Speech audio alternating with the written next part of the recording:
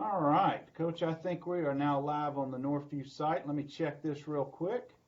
And guys, I want to welcome everybody to another Conversations with Cougars. We've got Coach Jerry Andrews with us coming from the Florida Panhandle. How are you doing this evening, Coach? I'm good, Bernard. How are you doing? Hello to I'm the doing Cougar just Nation. just doing great. It's good to see you and good to hear your voice, and just want to take this hour, hopefully a good break in the day from what everybody's dealing with in their respective lives. And we'll just take us a good walk down memory lane for a few minutes. Sounds good. So Everybody's trying to get away from this virus.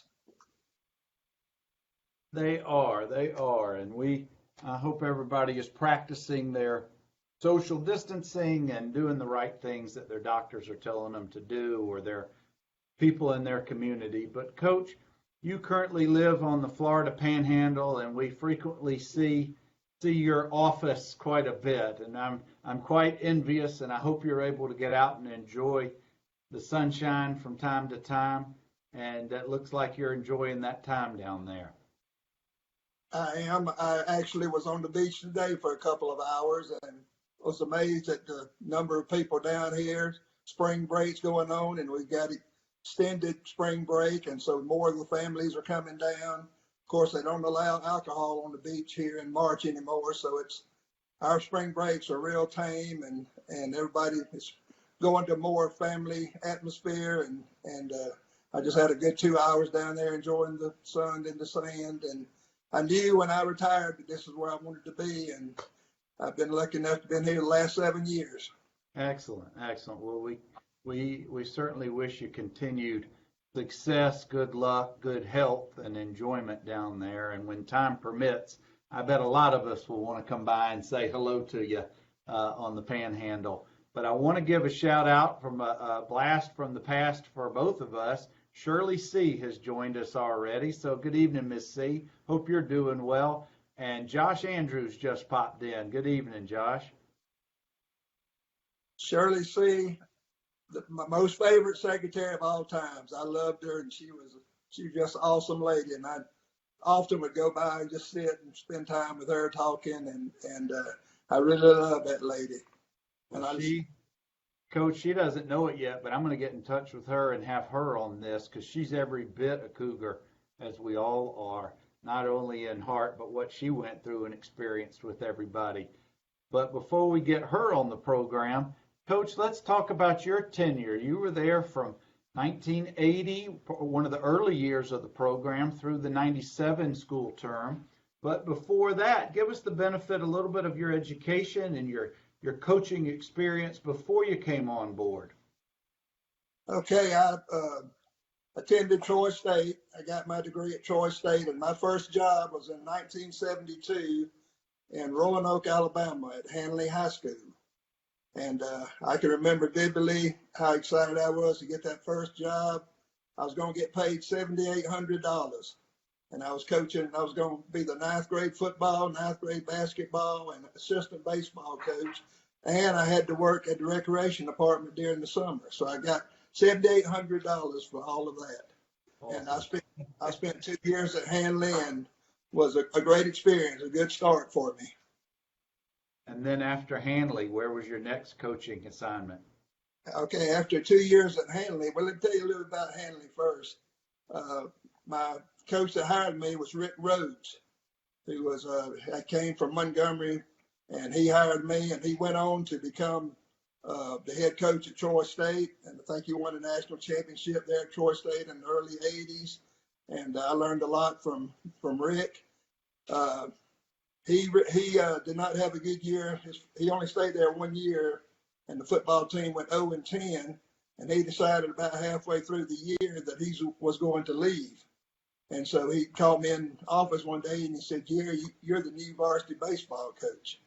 So that first year, I was the varsity baseball coach. And he leaves, and they hire Paul Woolley to come in my second year there. And he calls me in, and the head basketball coach had left. And so he called me in. He said, "Jerry, you're going to be the new head basketball coach."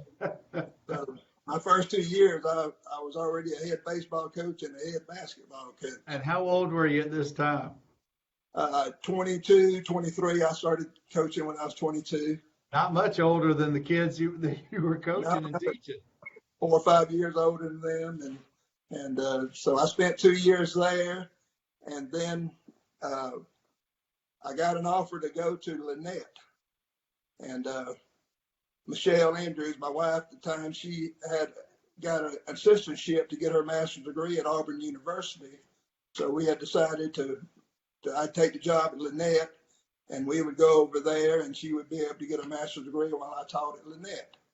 And I worked under Coach Dan Washburn at Lynette, who's a famous coach. He was the president of the Athletic Association for years, and learned a lot from Coach Washburn. And so I stayed there 1 year, and they called me in. Well, they called me in at the end of the year and said that they were not going to be able to keep me because they were making some cuts and some adjustments. I had coached the ninth grade football and the JV basketball team there.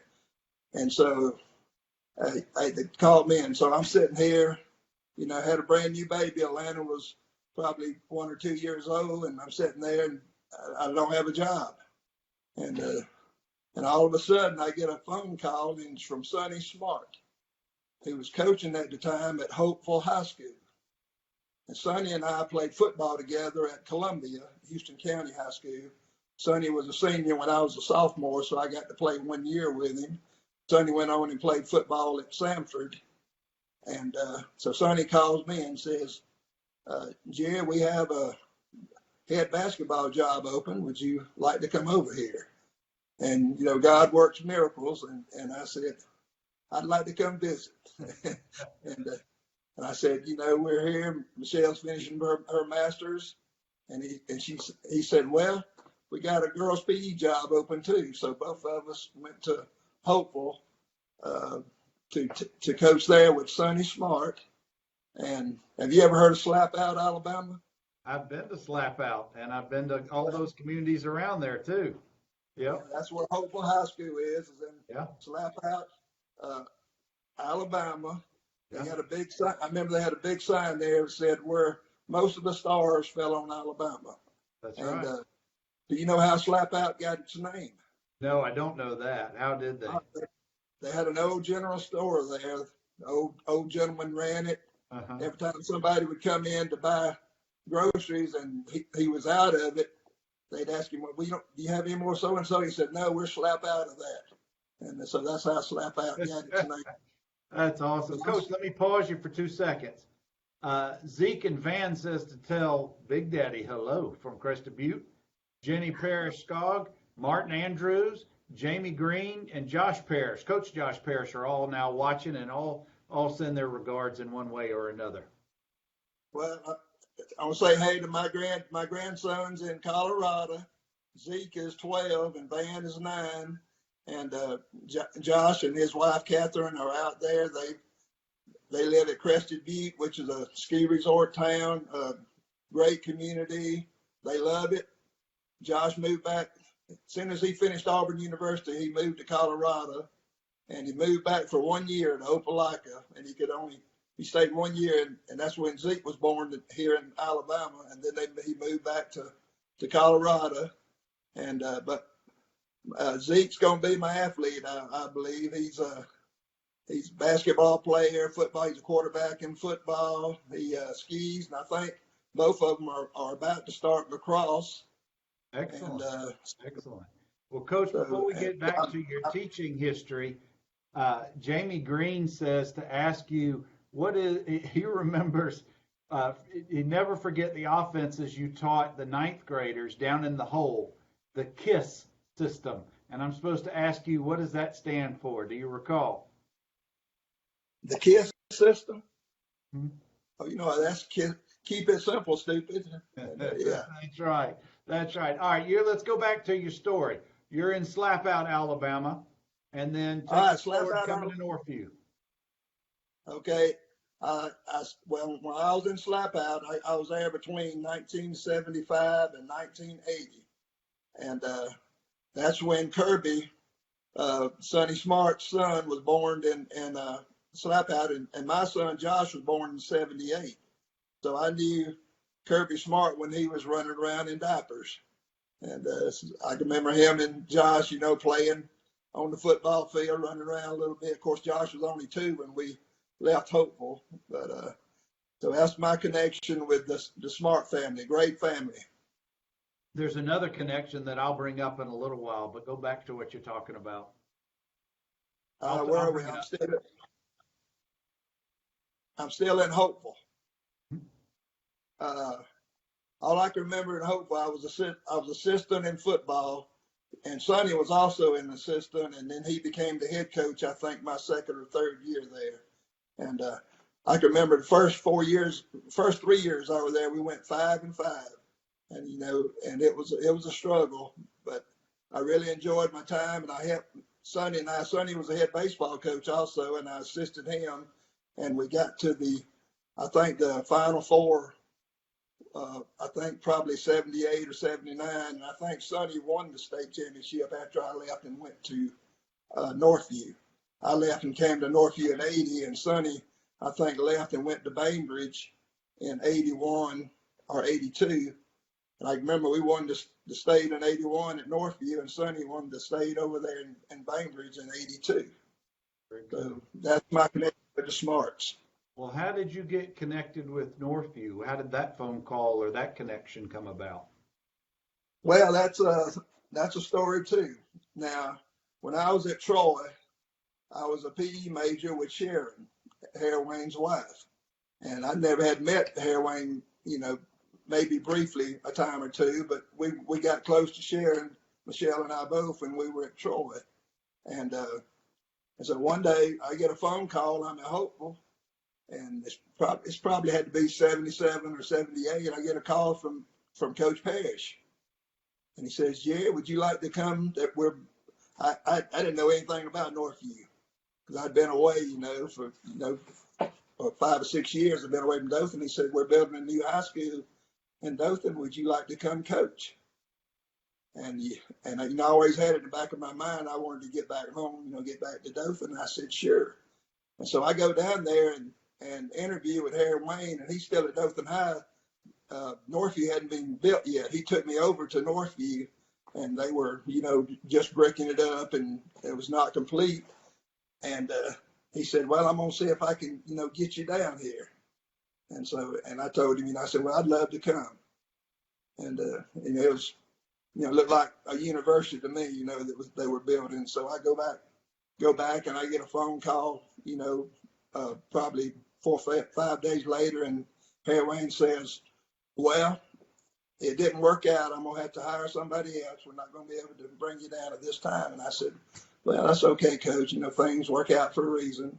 I got a job here. I'm happy." And so didn't think anything else about it. 2 years later, I get another call from Harry Wayne. And he says, "Well, I've got the opening." And he said, "And I also have an opening for Michelle if she wants to come too." And so we went down and visited and fell in love with Northview. And so we headed to Northview, and in July of 1980, we moved. And Coach, at this point, Roanoke, Lynette, Hopeful, all of these are small schools, probably 1 and 2A programs. And then, well, Roanoke was 3A, and Lynette was 3A, and Hopeful was 2A. But then you're coming into the Northview program, which was 4A at the time and eventually transitioned or was moved up to 6A. Now, the field is still 100 yards. Everything's the same on the field regardless of what class you're in. But what was your thoughts about now moving up to a bigger school and just coming into a bigger program? Did you have any trepidations, any nervousness about that?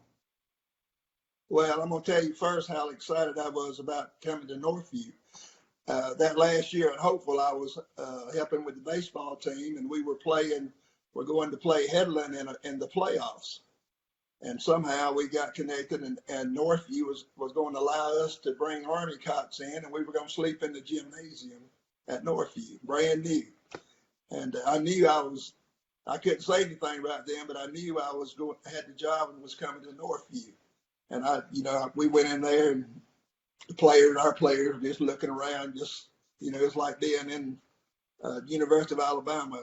The gym and the facilities were so great and all, and I was just so excited, and I just wanted to tell them, hey, I'm going to coach here next year. I'm going to coach you next Now, year. would that have been the spring of '80? If you started in the fall of '80, does that time period sound right? I think so. Mhm. Now, I got a little bit of CRS. Now, you know that. I Can't do. remember stuff. I do.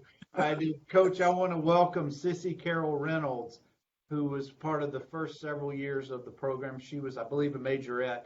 But thank you, Sissy, for stopping by for a little bit. So take us into the fall of 1980 and that first fall camp. What was your position? What were your responsibilities for that at that time? Well, back then, I think I was the first. I was there the third year of Northview. The first 2 years, they had the same coaching staff, the same 7 coaches. And I took Coach Glisson's place. And back then, we had only 5 coaches that worked with the varsity. Coach Hicks was the head of the defense, did the D-line on defense. Coach Bubba Johnson did the linebackers, and Coach Floyd Griffin, he was the defensive back coach. And the only 2 we had on offense was Coach Parrish and myself. Coach Parrish did the offensive line, and I did the backs and receivers. And then we had Coach Matt Kirkland and Coach Donald Tribute that coached the 9th grade. And so, we only had 5 coaches on the field, the first 2 or 3 years I was there. And now, look at the coaching staffs they have now. There's 15 or 20. But Incredible. It's amazing what we did with 5 coaches, and we were dressing out 90, 95 players. And at the time, when you left the previous programs, how many kids were you averaging in the program at the time, 9 through 12 or 10 through 12? Oh, at Hopeful, we probably dressed out maybe between 25 and 30. Mm-hmm. Handling was a little bit larger than that. They were probably, around 35, 40 players in that program. And so at Northview, it was a big difference. Yeah, and you didn't have that many. I mean, did you have any two-way players at the time? I realized that a lot of them played special teams. Maybe some of them punted and played other positions like Bud Young, but you probably didn't have a lot of two-way players at the time, except maybe a couple. At Northview? Yeah. No, we didn't. We didn't have many two-way players at all until Larry Roberts came along, and we played him both ways. Played him everywhere. He didn't come off field. But Coach, talk to us. Tell me, what were you thinking when you first came onto the field in those first couple of days? You had to have been super excited and nervous all together, and just amped up with the new program. Had some stud athletes on both sides of the field. And take us back to that time period, that first 1980 time period, your first season. Well, I just couldn't contain my excitement. It was just so exciting to me to be in that situation with those facilities and with those players and those coaches. I had known Coach Johnson, Bubba Johnson. We played baseball together at Wallace. Mm-hmm. So I had known him. So, and they made me welcome, but I had a lot to learn. It was a lot different, and Coach Parrish was, helped me a lot, and I owe Coach Parrish a lot for everything he did for me. But it was quite different from the other coaching experiences I had, but it was very enjoyable, and had great kids to work with. And, back then it was just Northview was the place to be.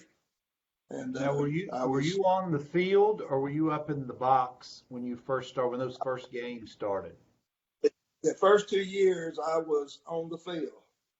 I was, in fact, the 81, the championship season, I signaled in every play when we were running. We didn't run the wishbone my first year. We did a combination of probably some beer and some eye, and we really didn't start concentrating on the wishbone until the 81.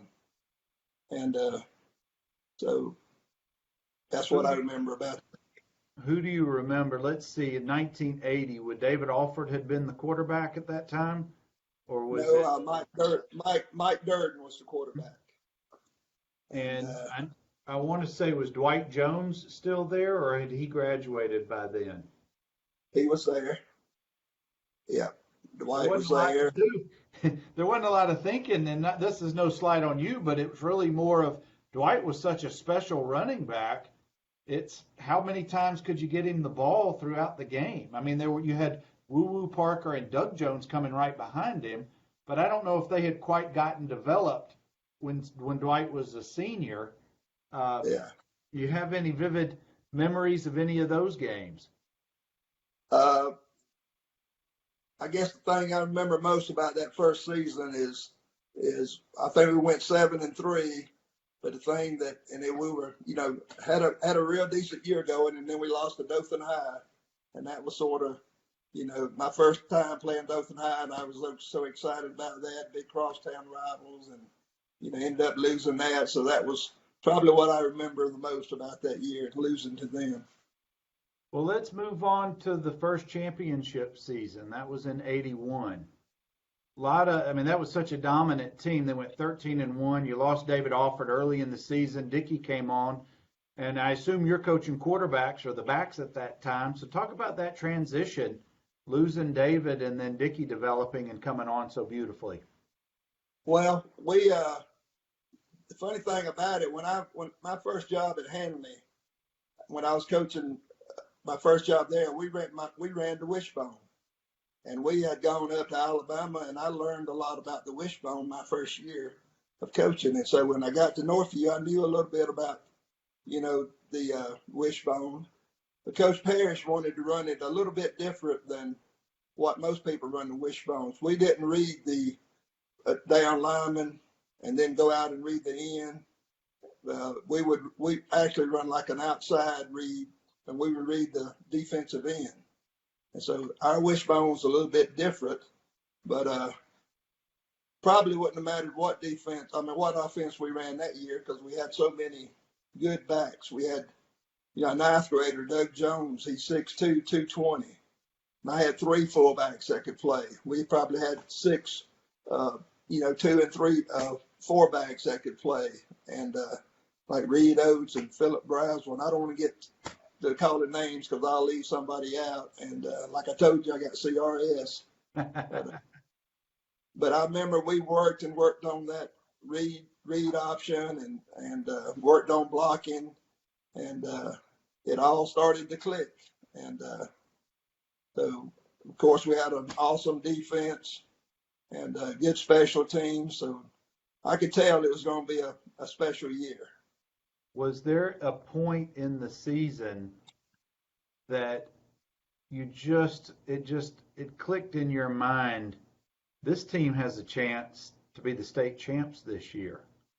It's so different of a year from my year, and we'll get to that in a minute.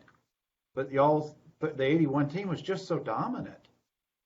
That, do you remember any coaches' meetings, or just maybe it was just thoughts you only had about something like that? I think one of the big turning points was we went over and played Crisp County, and they were, highly ranked in Georgia, and we go in there, and they probably didn't think much about us, and we ended up, and we ran the wishbone almost to perfection, and we were seeing them plays in, and we were going in motion, and one of the Crisp County coaches asked me after the game. He said, "Were y'all changing plays while the man was in motion?" And I said, "No, we're not that smart." But we really clicked that game, and I think ended up beating them like 35-20. But of course, that was the game. Don't give me that Don't give me that CRS. That's the right score. That was in September of '81, and we've got Doug Jones scoring twice, Ron Ely, Doug Jones a third time, and Mickey Saffold provided the 5 touchdowns. It was a 14-7 at half and a 35-20 final. You remember this pretty good. Well, I probably remember Mickey Saffold. He was the backup to Doug, and we'd run him so much he probably needed a rest, and we put Mark in, and one of my favorite players, Mark Sappho, and we scored. And I remember the wins a lot more than I do the losses. Yeah, those are easy to remember. I want to welcome Gray Harrison joining us, another great quarterback in Northview history. Thank you, Gray, for stopping by for a few minutes.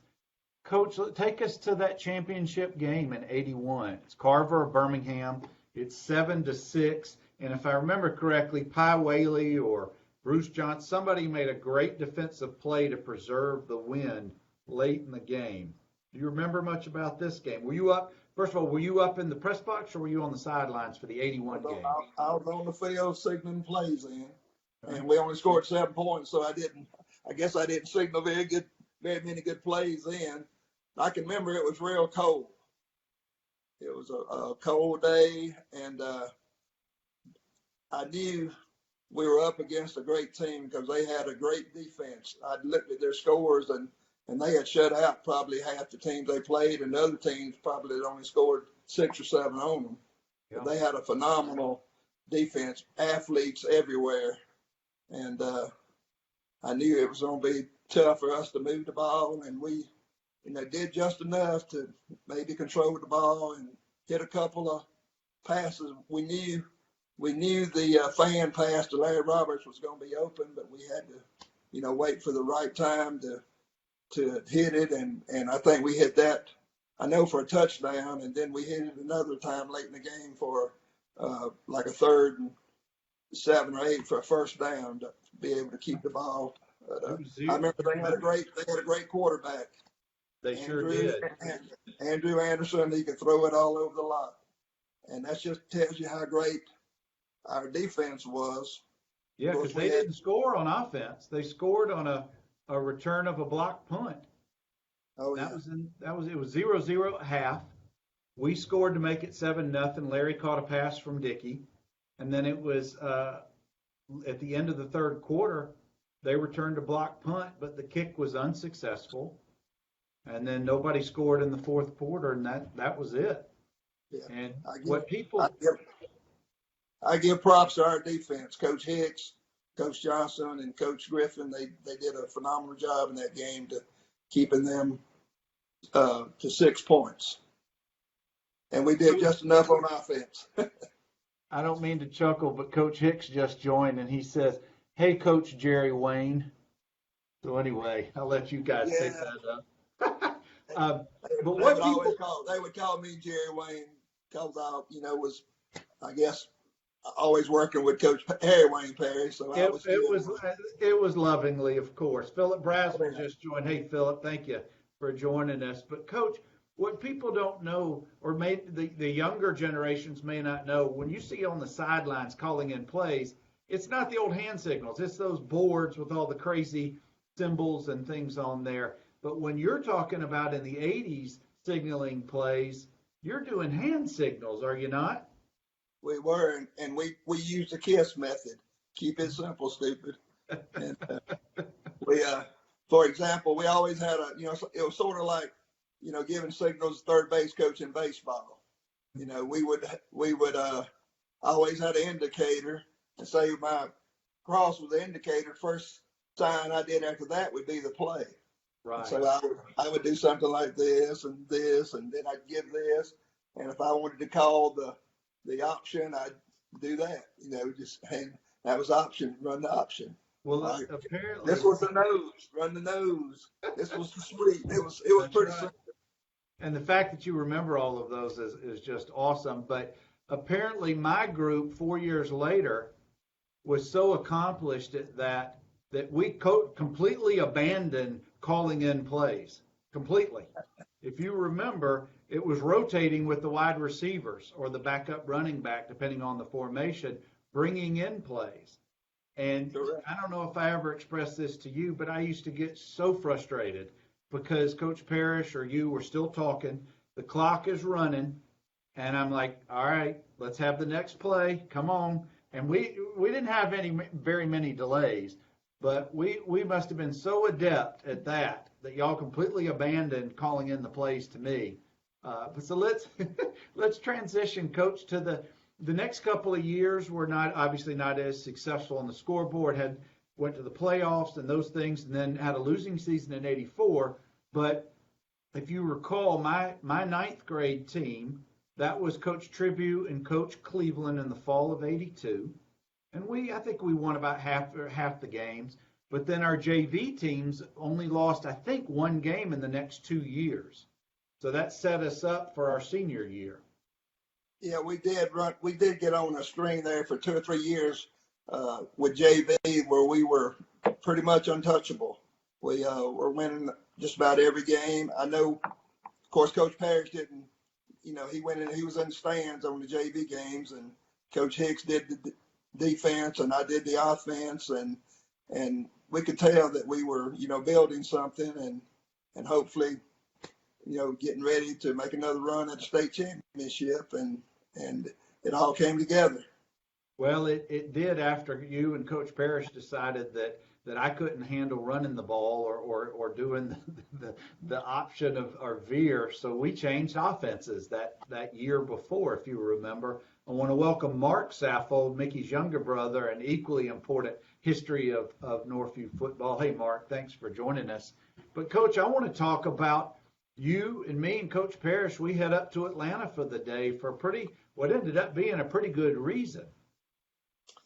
Well, we finally were smart enough to figure out that you could throw the football, that you were not going to be able to run the option and outrun anybody. So maybe we could throw it over their head, or you would be able to get in an offense where you could utilize your arm skills. And so we went up to Atlanta, me and Coach Parrish, went up there and met a coach from Georgia Southern there at one of the hotels in Atlanta, I guess by the airport, and spent 3 or 4 hours there, and we learned how to run the run and shoot, which was totally opposite from the wishbone. We spread people out, one back a lot of times, always putting people in motion, reverses, double passes, and we completely changed offense, and I'm glad that was the best trip we've ever made, because it really worked, and our offense clicked.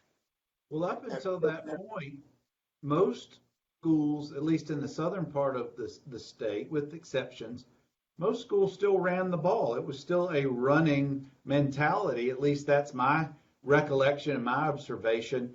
But do you recall having conversations with Coach Parrish and any of the other coaches about we need to consider changing offenses? And how, that must have initially maybe went over like a lead balloon. I don't know, or maybe you guys were real excited about that. But can you remember any of those conversations before we actually went up to Atlanta? Well, we felt like we wanted to make a change, and we felt like, throwing the ball and spreading out, and we had some good athletes back then, and we knew we could spread out and get the ball to them, in open spaces, and so we had talked about it and met about it, and decided that's what we wanted to do. And Coach Parrish made his mind up, and once he made his mind up, we went for it. Well, it did take us a while. If I know you remember this, we started out 1-3. Lawrence actually broke his arm in the first series of the first quarter of the first game against Lee. That was that hurricane game where we ended up playing 3 games in a 10-game stretch. But we were 1-3 heading into homecoming. Lawrence was finally coming back, and we were just slowly getting into a little bit of a groove. And I can remember having a conversation with you and Coach Parrish. I don't know if you recall this. I was as frustrated as anybody. I just didn't feel like all that hard work we had put through in that summer working on the plays. I was doing something, or something just wasn't quite clicking. And maybe it was just we needed more reps. I don't know if you remember that time period, or telling me to just shut up and go back to practice, but it sure sticks in my mind even now, 35 years later. Yeah. Well, it took a while and like you said, the reps, it took a while and we threw a lot of passes in practice. I know you took a lot of 3-step drops and threw a lot of passes, and we worked on it. And of course, the key, I think, was when Lawrence came back, and that just sort of excited the whole team. And he was such a great leader and a great athlete. and everybody just sort of circled around him, and that's where we really started playing well. Well, it really did because we added, or you guys added an extra wrinkle. Lawrence ended up throwing more than 50 passes himself during the rest of the season. So I guess defenses didn't know if he was going to run it on a sweep or dump it off or throw it deep because he had a great arm. But Oh yeah, we get all the way through the regular season. We lose to Dothan High, which ended up, frankly, turning out to be a blessing in disguise because we didn't play James Joseph, who got hurt playing Dothan that first. Remember, we went up to Opelika and surprised them. They were the number one team. We played Central Phoenix City, but Bo Peep, James Joseph, who ended up playing in the pros with the Eagles after a great Auburn career, we didn't have to face him, and that led us to the third game at Robert E. Lee, which was a rematch from our first game, which frankly we should have won that game. We had some drops and some things, just some mental errors. But do you remember that third game? I mean, that's certainly the game that helped me get my end up at Vanderbilt. But that last 10 minutes of that fourth quarter is something that I'll never forget. well, little story about the Dothan game first, and it probably did help us to lose that game. But I remember they beat us 10-3 or 10-7, and I can remember they had bumper stickers made up that said Dothan 10, state champs 3, Yeah. and that was a good thing. But after the Dothan game, we went up to Opelika and played real well. They had a great team, and it's hard to win on the road in the playoffs, and we were able to do that. And we were letting us, a lot of times it's better to be lucky than to be good. And that's what happened when we came back and played Central without the Joseph kid. And we were able to beat them. And then the Robert E. Lee game, greatest game in Northview history in my book. And you know it well. I was in the press box, and I still can't believe what happened. But we were behind 3 touchdowns, probably going into the fourth quarter. Yeah, it was 27-10 with about 10 and a half minutes to go. Okay, and you and David started connecting. I remember they played like a 6-1 defense, and they never changed out of it. So we just kept throwing the ball to David, and with his speed, we were able to break 2 or 3 big runs, big plays on him, and ended up winning 28-27. Great game. I mean, it just awesome. I actually think Robert E. Lee had already started trying to sub a little bit because they thought they had it won. Yeah. But great, to me, the greatest game in Northview history. Well, it certainly was the greatest quarter, but it may very well have been the best game. But it was so many people that didn't give up and just kept that mentality and just kept believing in what we could do. But then we take it into the Fairhope game for yet another overtime, our 5th of the season. Clark Lopez kicks the winner, and Keith Rice so eloquently told us last week he was on that kick team, the field goal team, and he sees that ball going through, and he just a big smile because he knew we were going to the state game. And Coach, for all we had been through those first 14 games, and I hate to say that, oh yeah, we knew we were going to win the state game. We didn't know that, but we knew that Huffman had just beaten the number 2 team ranked in the country according to USA Today and J.O. Johnson out of Huntsville. But then we go into the Huffman game, and they've got some superstars on their team. They've got Quincy Dials and Philip Doyle, who played at Alabama, and some other kids. And in fact, they go up 7-0 on us. But I want you to tell me what you remember about AOK, Aristotle, returning that fumble, which frankly I think just turned the game. Oh, it completely turned the game around. We were down. They were about to score again, and he picks up the fumble and runs to 90-something yards. 90+ yards.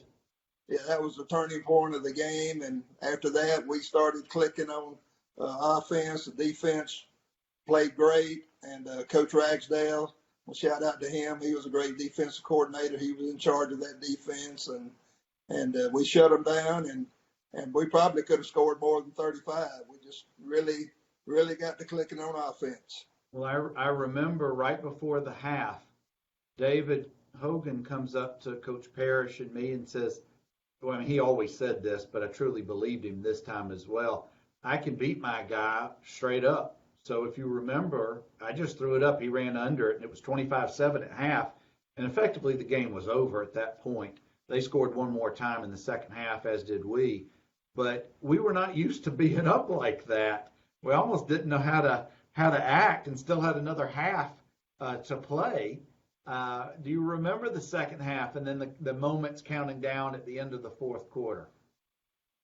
Well, going back to David Hogan, I knew they were playing. They kept playing up tight on him, and I knew what was about to happen because we used to do the signal where you tap top of your head and, Yep. and he would take off, and that.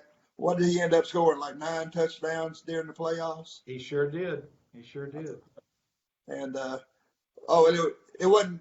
This championship game was satisfying, but it wasn't as near exciting as the 7-6 game. But I knew I started. Yeah, I left the press box probably started the fourth quarter because I knew, I said, Coach, I'm coming down. He said, come on, because I want to get down there for the celebration.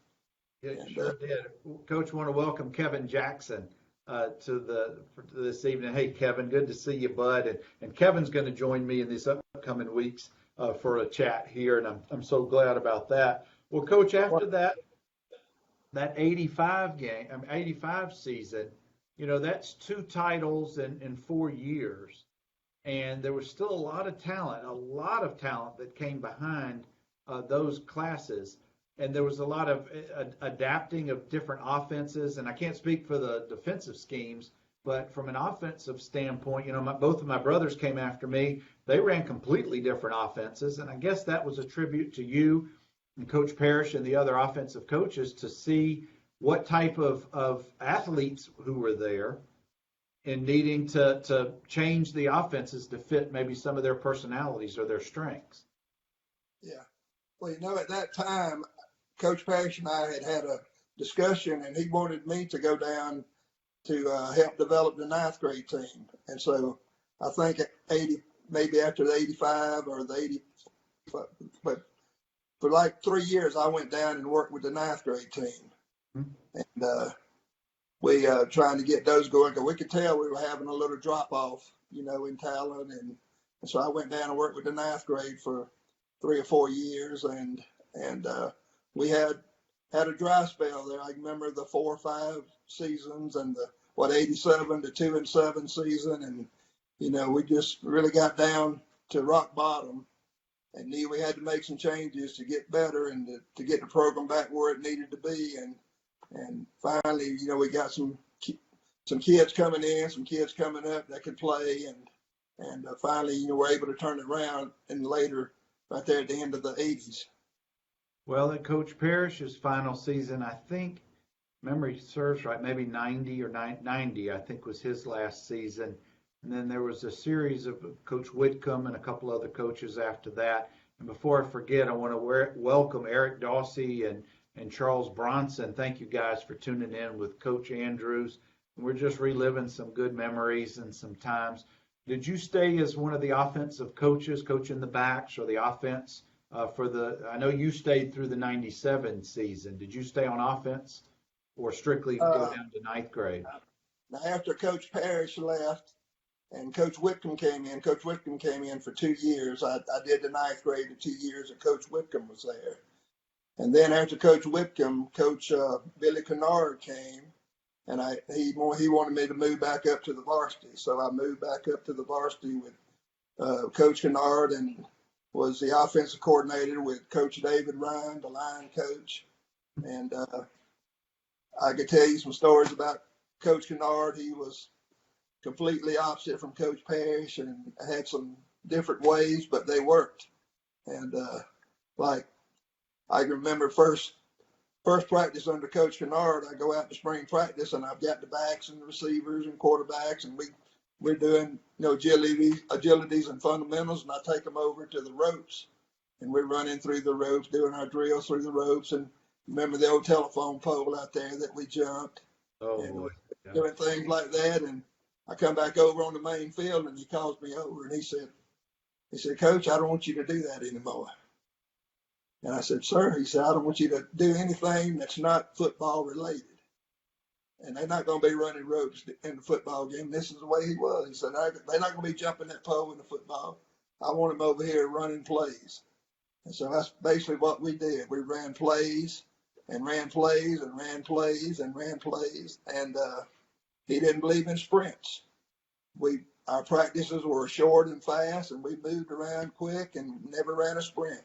And I got thinking this ain't gonna work, but it did. And he had several good years there. And a strange coach, but a excellent coach. He knew defense. He had played defense in the pros and in college, and he knew defense.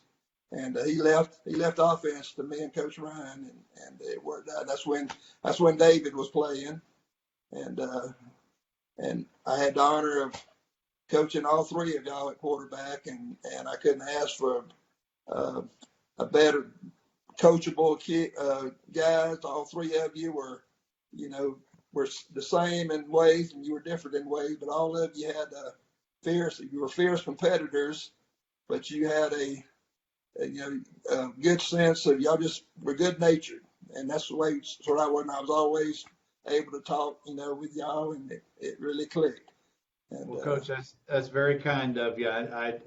Robert and David are not on here, so I'll have to save our rest of that conversation offline when maybe they can defend what I have to say about them. Charles Bronson says greetings to you, and I agree with you, Kevin. I'd love to get former coaches like Coach Whitcomb on here. We had Coach Chip Harris recently, and he was great taking us through some years. And Coach, we got about 4 or 5 more minutes before we wrap up our conversation, and I really appreciate you taking us through your memories as a Cougar. But you also coached after Northview for a few seasons. Where did you go after Northview, and where was the rest of your coaching tenure? Well, the year I retired, I had a friend of mine that wanted me to go into sales. You might remember ProMaster was a carpet restoration, sales, and all. And so I went in and worked with them for about a year and found out, sitting behind the desk, selling wasn't what I wanted to do. And so I stayed there a year. And then Coach Hicks had moved down to Ashford Academy as the principal, the headmaster, whatever they called him. And he called me one day and wanted to know if I wanted to come down and be the head coach at Ashford Academy. And so, again, God working in the way he did, I went to Ashford Academy, and it was quite different. They had, I think, the 2 or 3 years before that, they had gone 0-10. And so the first year there, I was going to turn the program around, and Coach Hicks actually came out and helped coach. He did the defense, and I did the offense, and we turned the program around. We won 1 game that first year, and had a bunch of 10th, 11th graders. And then the next year, they were all seniors, and we made it to the playoffs and ended up, I think, 6-5, 5-5, something like that. And then the third year, they had all those kids had left, and we had 9th graders and 10th graders, and I was actually, ready to get out of coaching and burn out, and so they run me off about halfway through the season. Oh no. So I've got my years in Alabama. I'm able to draw my retirement, and like so many other coaches, I said, well, I need to go across and see if I can get a job in Georgia. And so I went over to a job fair over in Valdosta and found out they had a geography opening. I've always taught driver ed, basically. And they have a geography open. I have a degree in social studies. We have an opening in Thomasville, Georgia. So on the way back, I stopped in Thomasville, Georgia, and interviewed. I walked in the principal's office and said, "Hey, heard you had an opening?" He said, "We do, and I'll let you know." And so I go home, and they don't call me until Christmas break, and they got an opening the person that they hired for this job left.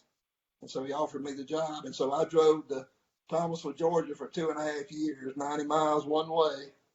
And What school was that, Coach? that was Thomasville High School, Thomasville Bulldogs. You know, they had the county school was Thomasville Central, and then the city school was Thomasville High School. So it wasn't the school that we beat my senior year. That was Thomas Central. But they probably wouldn't have hired you at Central. But I ended up getting a job in Blakely. Of course, Coach Parrish had coached there, but he had already gone. And so I get a job over there teaching American civics. And I didn't coach. My coaching days were over. And then, you know, I found out they paid me more just teaching in Georgia than I was making teaching and coaching in Alabama. And so I was able to finish my 10 years and get vested in Georgia. And that was in 2013. And so I retired with 2 retirements and Social Security and moved to the beach. We should all set ourselves up to be in that position, Coach. I know you've earned it. And behalf of the players who played for you, just because I have the voice right now, I'm sure others who are watching think the same thing.